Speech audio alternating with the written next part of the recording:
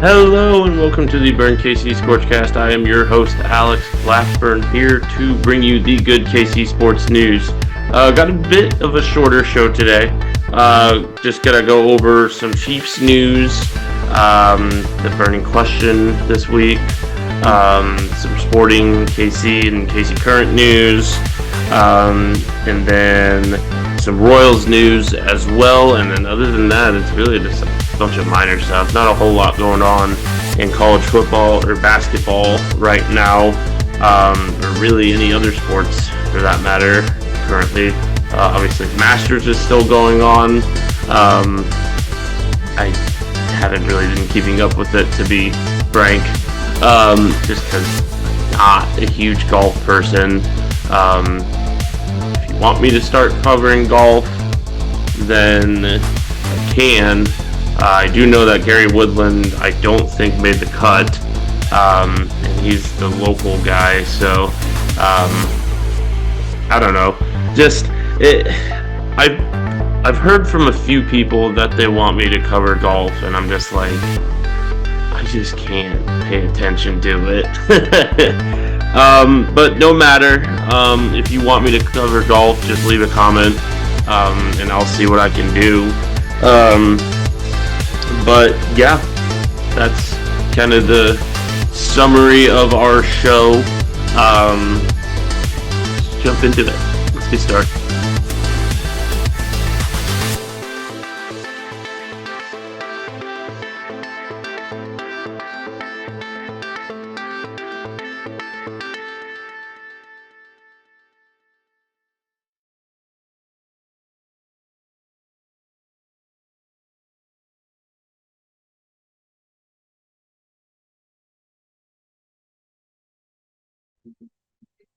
Okay. Okay. So let's start with the Chiefs. Little bit of a Rashee Rice update here. If you don't already know, Rashee Rice is facing criminal charges for his actions this past Easter Sunday, um, for speed racing as well as causing an accident and fleeing from the scene. Um, I believe he faces 8 felony charges, um, including aggravated assault. I think speed racing was on there. Um, Leaving the scene of an accident. I don't think there was, excuse me, any marijuana charge. I know that there was hot debate surrounding that. I don't think that was a charge that was listed.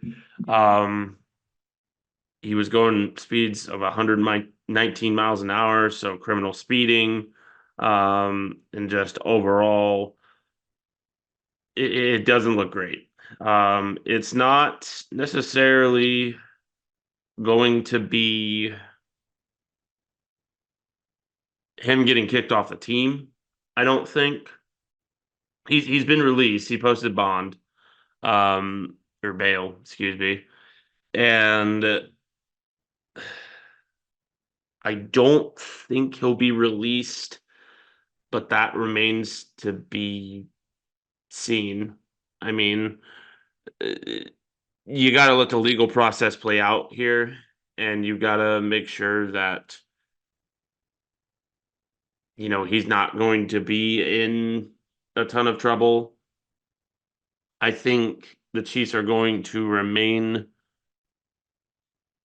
Excuse me. I think the Chiefs are going to still keep him on the roster until the legal process plays itself out. And so long as he's not found to be, guilty, or even if he is, as long as he, remains out of prison, I think the Chiefs will keep him. There is a possibility that the NFL is going to bring down a sturdy punishment on him.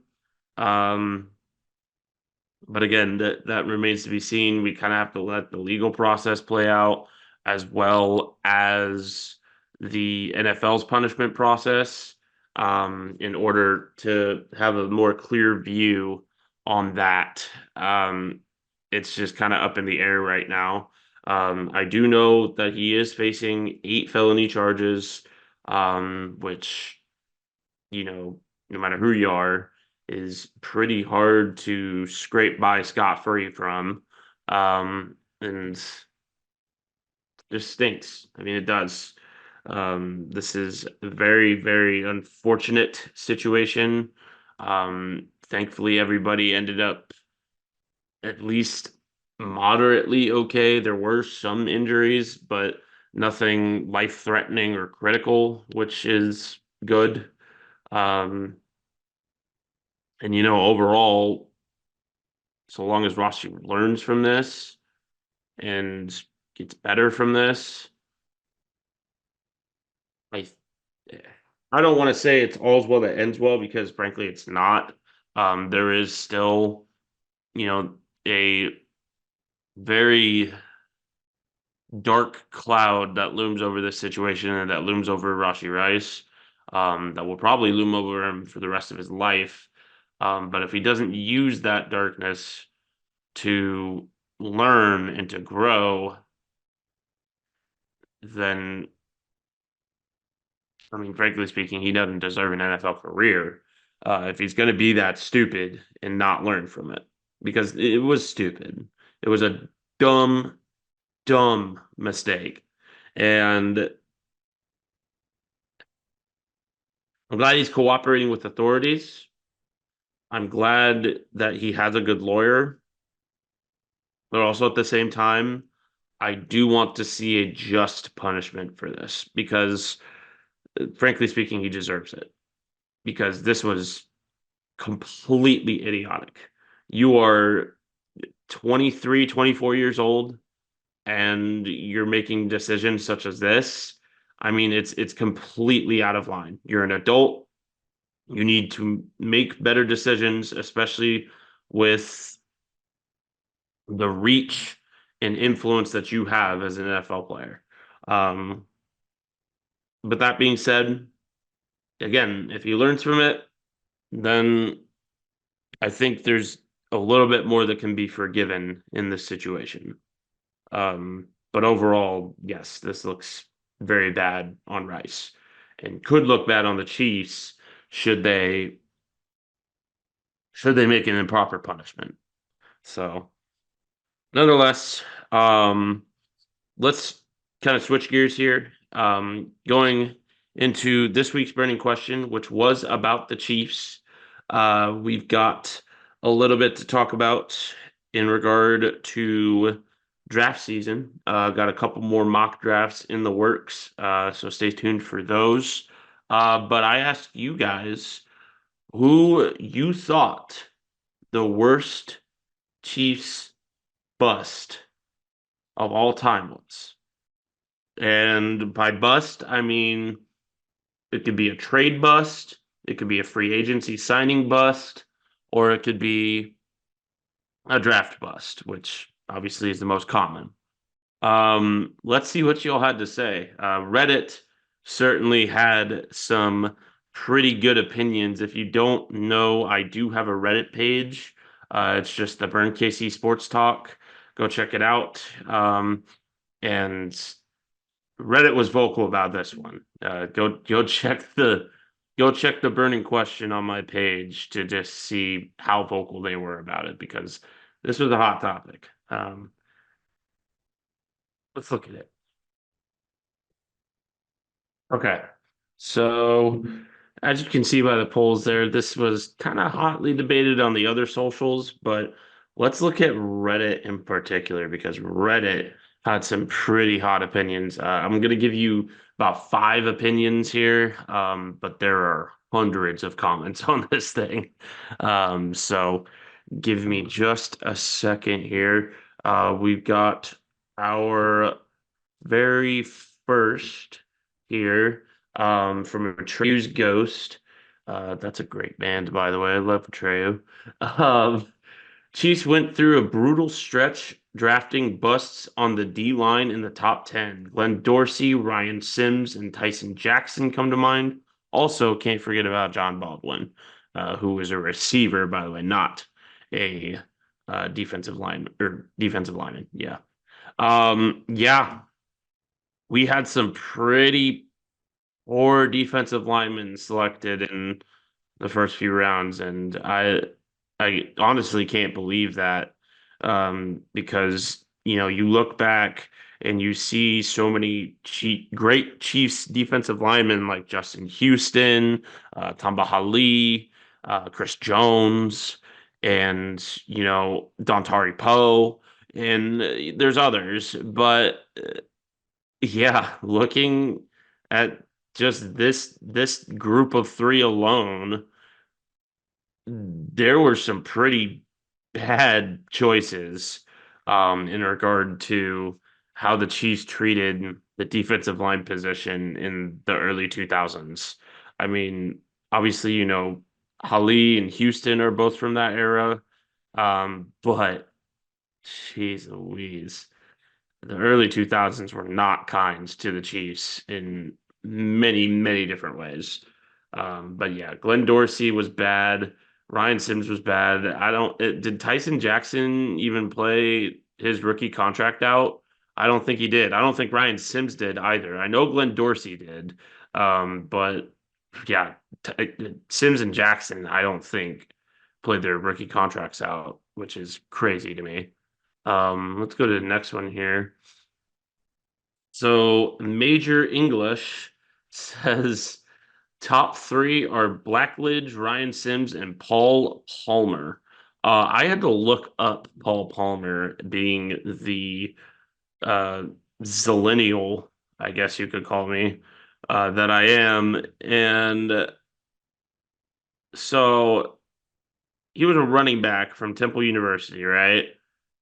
He spent a single year with the Chiefs. And then every year after that, he spent a single year on each team. He was on the Barcelona Dragons for two of those years, the Philadelphia Eagles, the Cincinnati Bengals. He was on the NFL All Rookie team in 1987, which is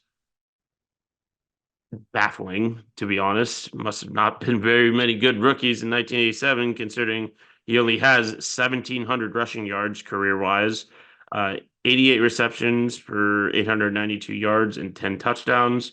He was the NFL kickoff return yards leader.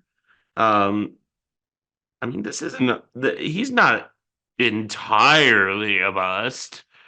He just had one great year and then flamed out just through looking at the the pages that I looked at alone, um, which Pro Football Reference, his Wikipedia page, and the few other resources that I could find.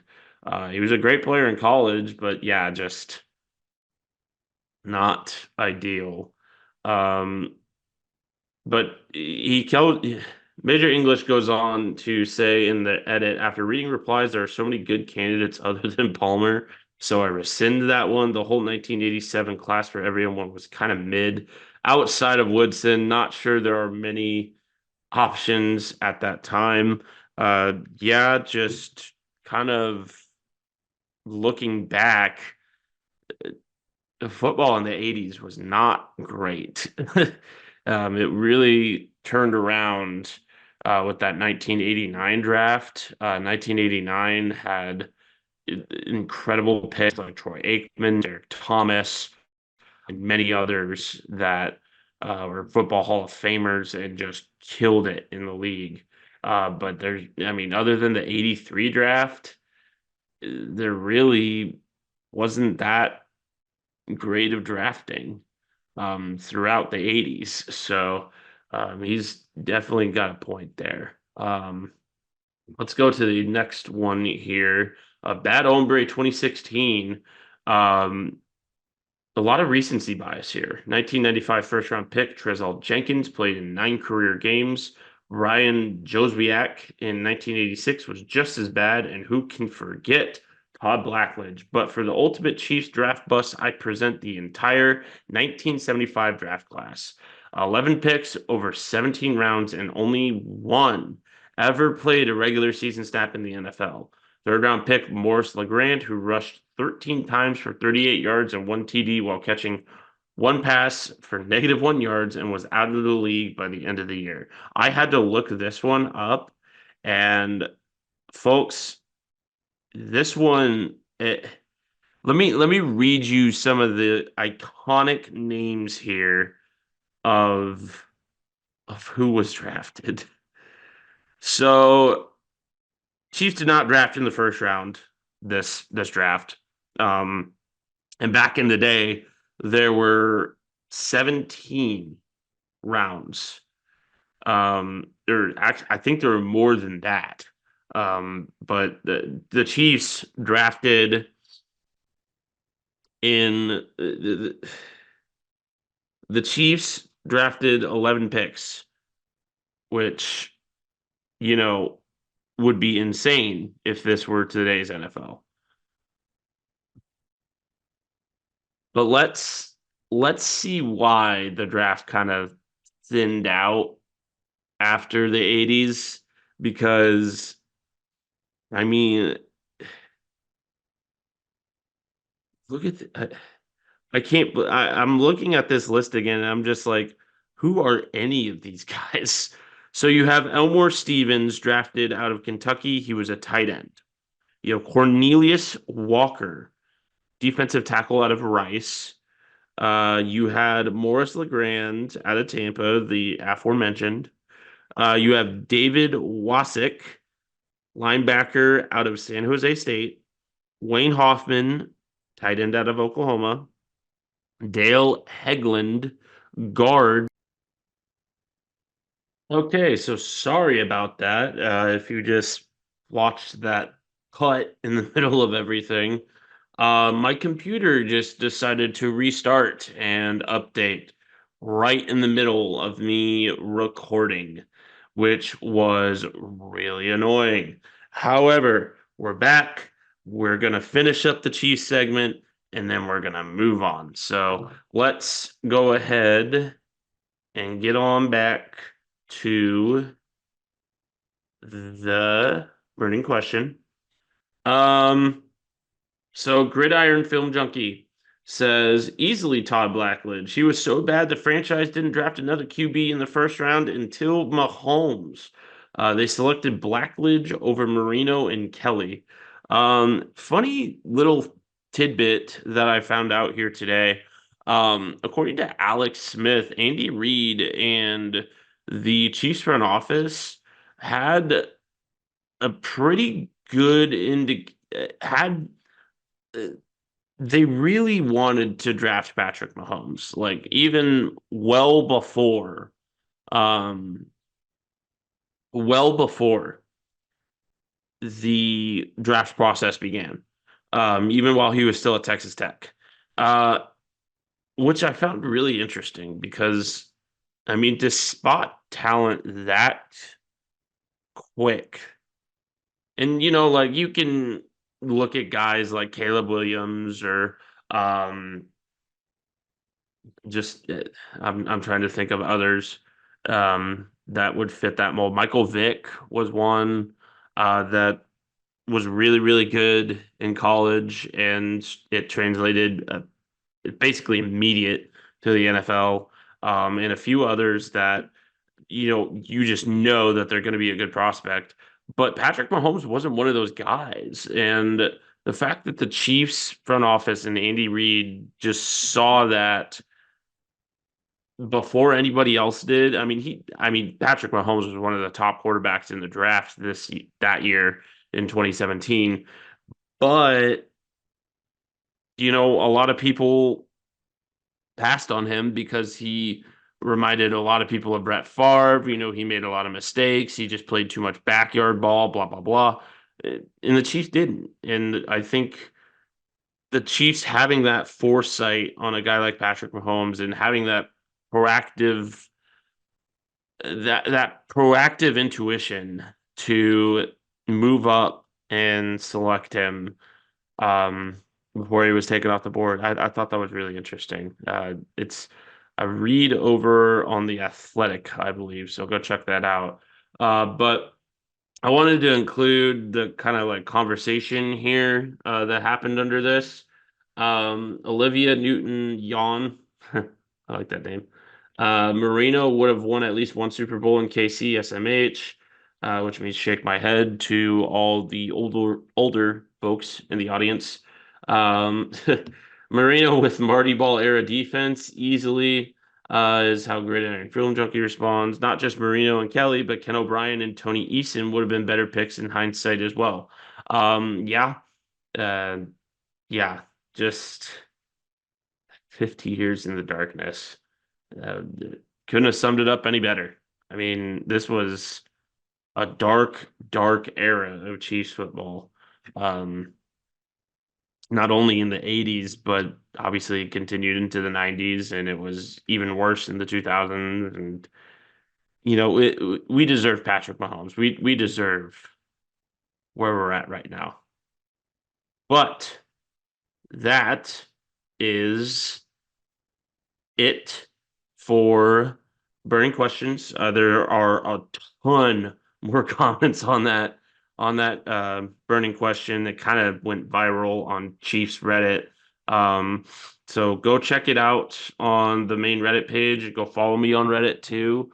Got a lot of good content over there, including a couple of fire memes that I put together, including my Royals one and my um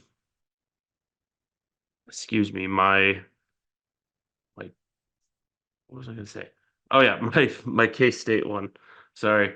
Let me pull those up real quick too, just to show you because I want to include them in the ScorchCast here, just in case you're not aware of the memes that I produce. So, got just a second here. Share screen once again. This is the last part of the segment. So, give me one sec. But this obviously didn't happen because um well this happened. This happened. But oh, where is it? Hold on. There it is. This got really popular on KU Twitter, and just KU socials in general, and got put into the Scoops Mafia Hall of Fame. Shout out to Mike Vernon. Um, K-State thinking Tang is committed to them. Baylor wants Scott Trulease from Kentucky. Obviously, that did not happen. But all of the Calipari stuff happened the night of WrestleMania. I'll go into it a little bit at the end of our show. But the memes that were produced from that were pretty cool. And then there's this one too. Royals starting pitching, Royals relievers. Speaking of the Royals, let's go ahead and show what I have for the Royals. Give me one sec. All right. Speaking of the Royals, they are off to their best start to a season since 2021.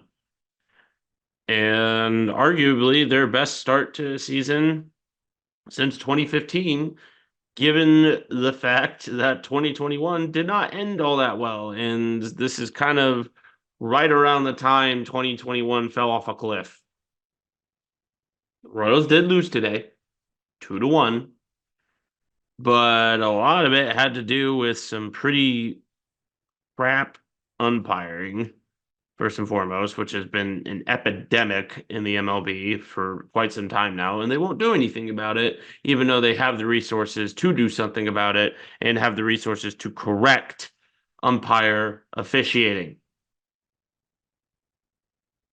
It's the MLB, y'all. We old unwritten rules of baseball, this old unwritten rules of baseball, that blah blah blah. The game needs to update. The game needs to become modern. these unwritten rules, these back in my day that never would have flown. You flipped a bat, I'll kick your butt, you young whippersnapper. Get over it. In order, your guys are complaining about why your sport is going down in popularity. That's why you have these old farts that can't get over the fact that their sport is changing. And part of it is, yeah, having umpires back there when you have the ability to trace that in a strike zone, or, and I get it. Well, if the umpire has to pause the game to go to a video review, there's a thing called earpieces, and there's a thing called upstairs, where upstairs could communicate to the on the field umpire and say, "Hey, you got it wrong. That's a strike," or they could tell it in the ear. And if they have to review it, then they can. But they don't necessarily have to review it when it's pretty immediate, whether it's a ball or a strike. I mean, unless you're Angel Hernandez, which in that case, every ball is a strike and every strike is a ball. What a terrible umpire. But exactly what I'm talking about is just this game needs to update. Anyways, tangent aside, apologies. The Royals are off to their best start to a season in quite some time. And they are, I believe, tied after this loss, at least for first, in the AL Central. It's 16 games into the season, but there's something here, folks. I mean, the Royals look way better than they did in 2021 when they started like this. The 10-6 start. I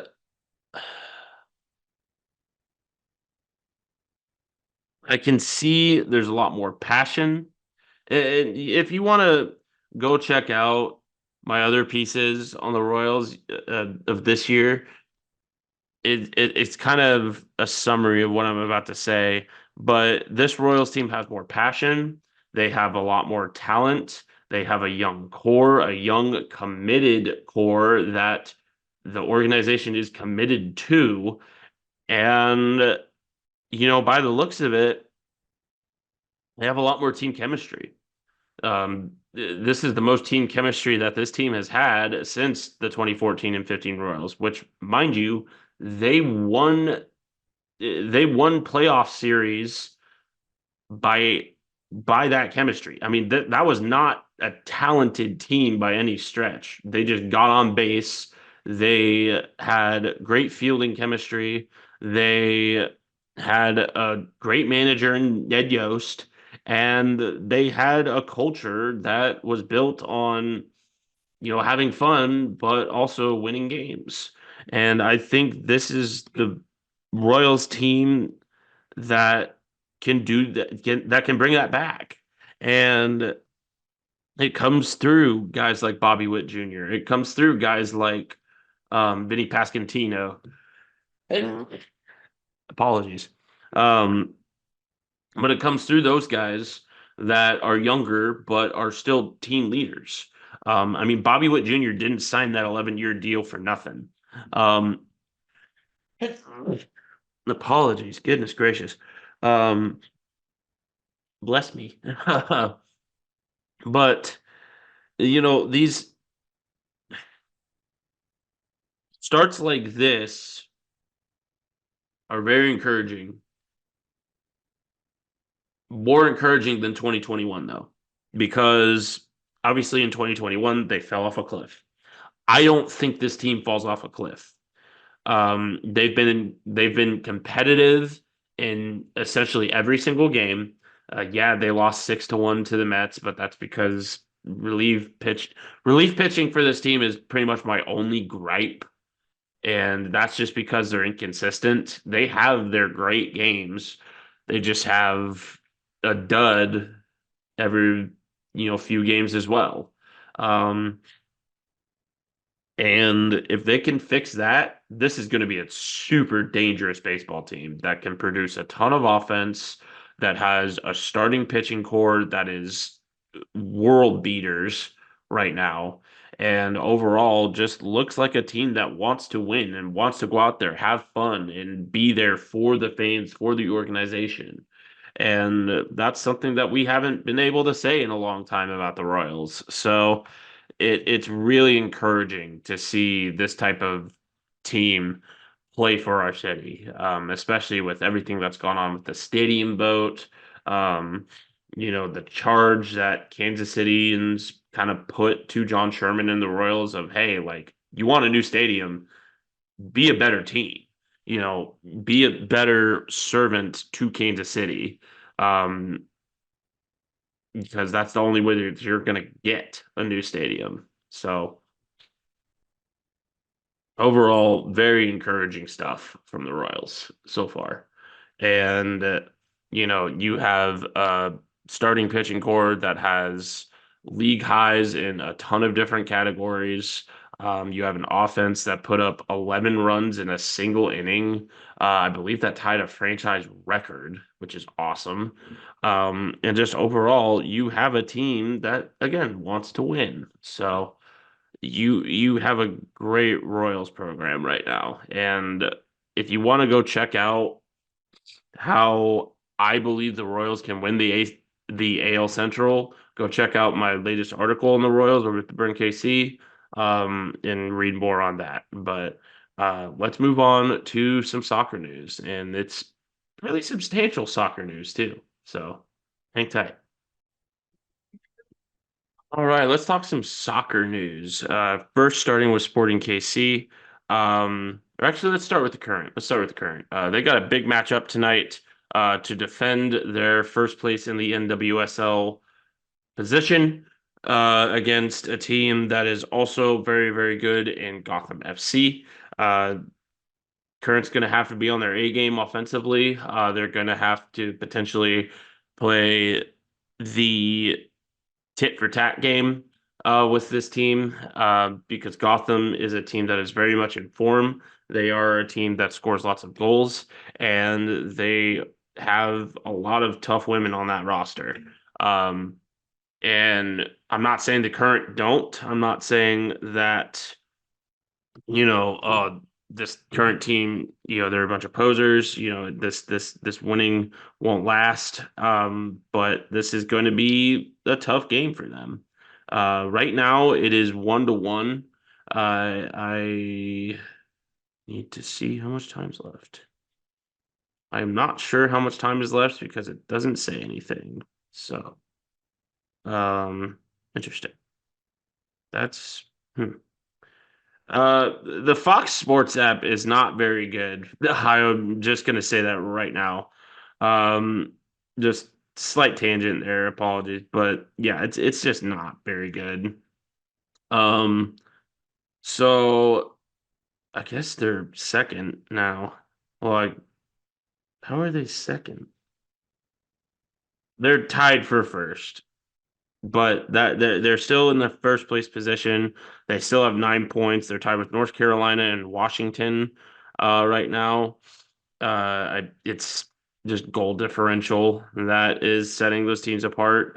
North Carolina has 6 goal differential, while Kansas City currently has 4. Um, is what it is. Hopefully they can finish this season on top. Obviously, it's a very long season, so who knows what'll be in September, October, but guess that just remains to be seen. Um, but yeah, just big game against a big time opponent for the current. Um, Hopefully, Davina and company can secure that victory. As for Sporting, though, if you didn't hear already, uh, a pretty famous soccer star was in town. by the name of Lionel Messi and his MLS team, Inter Miami, who came to town and unfortunately did beat Sporting 3-2 in what looked to be a super raucous game. The official attendance for that game, it was held at Arrowhead, mind you, 72,610. It was the fourth largest crowd in MLS history. And I I can see why. Um Obviously Messi is a soccer player with incredible pull. He's one of the greatest soccer players of all time, if not the greatest. He's got exceptional skills. I mean, masterful skills. And it's a spectacle. It's kind of a precursor to the World Cup. That being said, the glazing of Messi was absolutely hysterical. I mean, Sporting Kansas City's own Twitter page was just like, Messi's in town, Ooh, come see Messi. He's the greatest player in the world. And, the video of him and Patrick Mahomes shaking hands, it just felt super awkward. I mean, obviously, those are two guys that are at the pinnacle of their sports. But I mean, it was just like, hey, what's up, man? Have a good game today. And Messi was just shaking his hand, like just didn't say a word. He was just like, oh, hey. And obviously, there's probably a bit of a language barrier there, but it was just so awkward. And just the brown nosing of Messi from Sporting KC's own Twitter account, even though they almost beat Messi, is incredible. I mean, I will say that yes, this is great for the sport of soccer in the United States and in Kansas City too. That Messi was able to come to town and draw such a large crowd.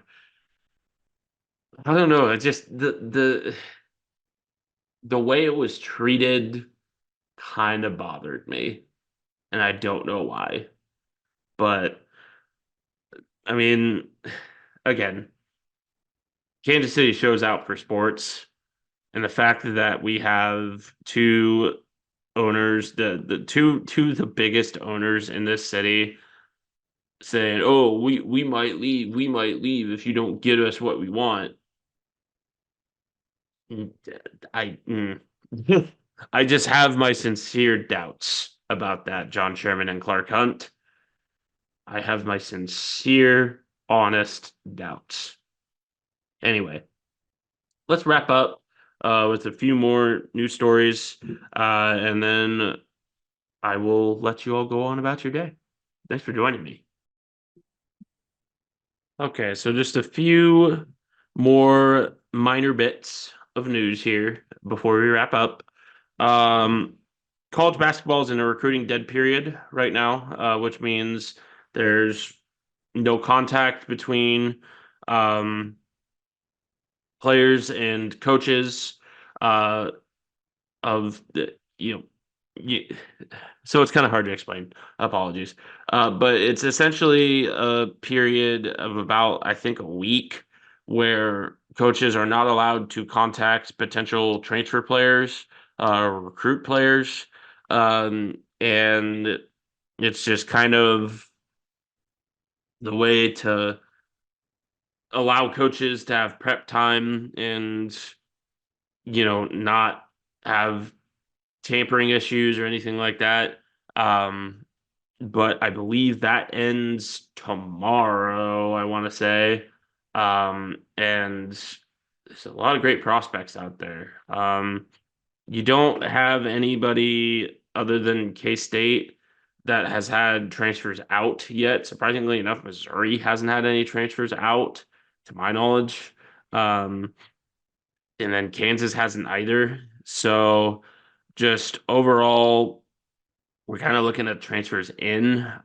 Kansas is looking at a ton of different guys. AJ Storr is on their list. Ryan Griffin is on the list, and a few others that are at the wing position. Obviously, them looking at the wing position and not looking at any big men is pretty telling as to where Kansas is probably going to go in regard to their roster this upcoming year. That kind of tells me that Johnny Furphy is probably going to go. He's hired an agent, and the fact that Kansas is heavily recruiting wings pretty much tells you that Furphy's probably going to go. But Dickinson's going to stay. And I feel like Dickinson's been in college for like 8 years, but nonetheless, just reading patterns here. Obviously, correlation doesn't equal causation. Furphy may very well come back, maybe, but I doubt it. Just based on the patterns that I'm seeing. Um, Mizzou has a really good 2025 basketball recruiting class. Um, they have to work on their 2024 though, because I haven't seen a single player commit to Mizzou from the transfer portal or from high school recruiting. I mean, this gets has to focus on the future that he's part of before he focuses on the future that he may not be a part of should this next season go poorly. So, if I'm Dennis Gates, I'm recruiting heavily in the 2024 recruiting year and just getting as many players as I can to help bolster this offense or to help bolster this team. There's a lot of young talent on Mizzou. Aiden Shaw is a great player. I think East has one more year in him. Um, and there's a couple other guys. That Vanover kid, that's 7'5", could very well be a good player if he just figures it out shooting wise. He can't just be a big body down there. Just in this day and age, that big body is it only gets you so far. I mean, you got to have shooting skills too. Um, but overall, the team that I think has the most work to do in the transfer portal and in recruiting is Kansas State. Obviously, they have David Castillo coming in, but he's not in until 2025. Actually, he may have reclassified. I'll have to double check that. But nonetheless, they still have work to do. They had quite a few transfers transfer out in Cam Carter and a couple other guys. Um, and they're just going to have to build a team around Jerome Tang. And I think there's a lot of guys out there that fit the Tang build that I think Tang can really work with. And overall, it's going to be an interesting transfer and recruiting period. Um, if you didn't already hear, John Calipari is leaving Kentucky to go to Arkansas, just in non-local news. Um, interesting stuff. I mean, a lot of Kentucky fans are fine with it because Calipari has just had, I don't want to say ineptitude, but I mean, one national title in your entire coaching period at Kentucky is pretty rough. Um, and at some point a move had to be made, and I think after this first round loss that Kentucky suffered, that was reason enough. So, as far as college football goes, the spring games have begun. Kansas had their spring showcase this past Friday. Fortunately, I wasn't able to go. I was at a team dinner for rugby. But I saw a lot of good things on tape, and it definitely made me feel pretty good about where Kansas is headed. Saw a lot of great tape on Jalen Daniels, on freshman quarterback Isaiah Marshall, and even from Cole Ballard. He had a couple pretty good plays. So overall, I think Kansas football looks good. Um, K-State does not have a spring game, so I can't exactly gauge anything on their stuff. I've seen a few clips from their spring practices. Avery Johnson definitely has some deep ball capabilities and has a lot of arm talent. Um, I think his footwork could still use a little bit of work, but I mean, he's a young kid. That's going to come with time as well as reading defenses. That will also come with time. Um, so I'm feeling pretty good about Kansas State too. And then Missouri, I I haven't seen a whole lot of Missouri. I know that they were really, really fortunate to land a lot of players um, through transfer and through recruiting. But I really haven't seen a whole lot on Mizzou in terms of spring updates. I'm not even sure. Have they had their spring game yet? Let me see. Missouri football spring 2024. So yeah, they had their spring game, gosh, way back in March 16th. Gosh, how did I not hear about that? Why so early? That's weird.